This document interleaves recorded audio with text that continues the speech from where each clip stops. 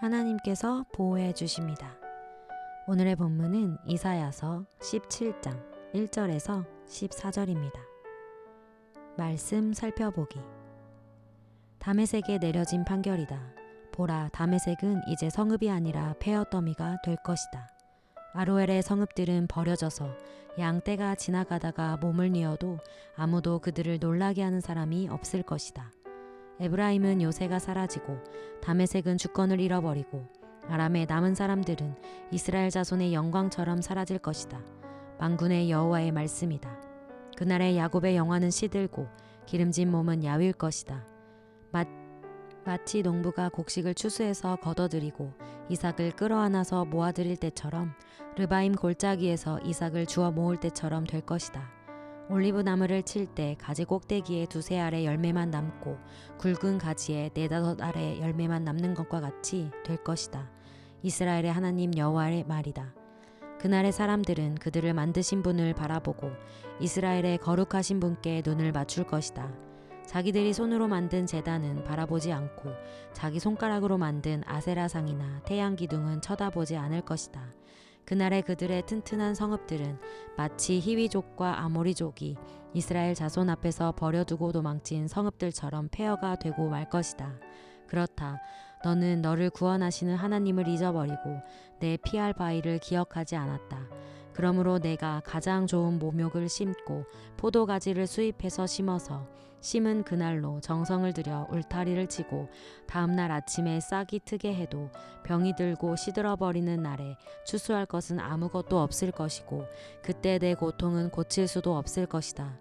아, 많은 민족들이 내지르는 소리가 날뛰는 바다의 파도 소리와 같고 많은 백성들이 떠드는 고함 소리가 거대한 물결이 밀어닥치는 소리와 같구나. 비록 많은 사람들이 굽이치는 물결처럼 으르렁거려도 하나님께서 그들을 꾸짖으시면 그들은 바람에 날려가는 산 위의 겨와 같이 폭풍에 휘말려 굴러가는 티끌과 같이 멀리 멀리 쫓겨 도망칠 것이다. 저녁에 밀려왔던 엄청난 공포가 아침이 오기 전에 이미 가고 없을 것이다. 이것이 우리를 약탈한 사람들의 몫이고 우리를 노력한 사람들의 운명이다. 오늘의 팁. 7절 이스라엘의 거룩하신 분께 눈을 맞출 것이다는 하나님께서 제사장인 아론과 그 아들들에게 이스라엘 자손들을 향해 축복할 때 여호와께서 그 얼굴을 내게 비추시고 내게 은혜 베푸시기를 비노라. 여호와께서 그 얼굴을 너를 향해 드시고 내게 평강을 주시기를 비노라. 고 복의 내용을 언급했습니다. 하나님과 얼굴을 마주보는 것이 복입니다. 말씀 이해하기. 이사야 17장 18장은 다메섹에 내려진 판결이다라는 선포로 시작됩니다. 구약에서 다메섹은 아람을 말합니다.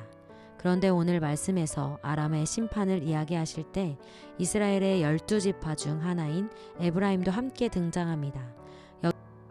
여기서 에브라임은 북이스라엘을 상징합니다. 이방 나라인 아람의 심판을 전하는데 북이스라엘의 심판도 언급된 것입니다.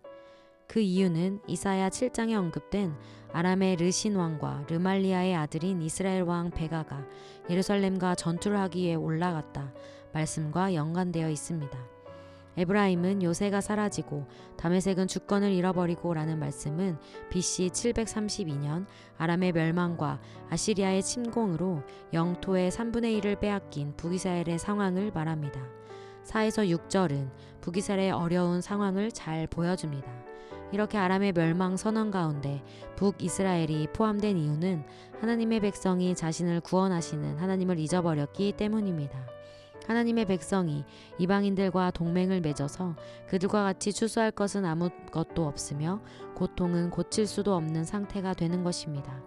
하지만 주의 심판을 받을 때는 오는 유익도 있습니다. 그날의 사람들은 그들을 만드신 분을 바라보고 이스라엘의 거룩하신 분께 눈을 맞추게 되기 때문입니다. 자기들이 손으로 만든 제단은 바라보지 않고 자기 손가락으로 만든 아세라상이나 태양 기둥은 쳐다보지 않게 되는 것입니다. 심판을 통해 이전의 우상을 버려버리고 다시 하나님을 발견하게 되는 것입니다. 하나님은 많은 민족들이 날뛰는 파도가 밀려오듯 하나님의 백성을 향해 올 때 그들을 꾸짖으시는 분이십니다. 그리고 하나님께서 꾸짖으시면 대적들은 바람에 날려가는 산 위의 겨와 같이 폭풍에 휘말려 굴려가는 티끌과 같이 도망칠 수밖에 없습니다. 오늘 말씀은 이방인이든 하나님의 백성이든 모든 피조물은 하나님 안에 거해야 한다는 사실을 보여줍니다. 그분 안에 있으며 어떤 적이 올지라도 하나님께서 보호해 주시기 때문입니다. 그분 안에 거하는 방법은 우상을 버리는 것입니다. 그리고 하나님께서 창조주가 되신다는 것을 인정하는 것입니다. 또 하나님과 얼굴을 마주대야 하는 것입니다. 이것이 복된 성도의 삶의 기본입니다. 말씀 따라 살아가기. 오늘도 하나님 안에 거하기 위해 내가 해야 할 일은 무엇입니까? 말씀대로 기도하기. 선교지에 계신 모든 선교사님이 오늘도 하나님의 보호 안에서 사역하실 수 있도록 함께 축복하며 기도합시다.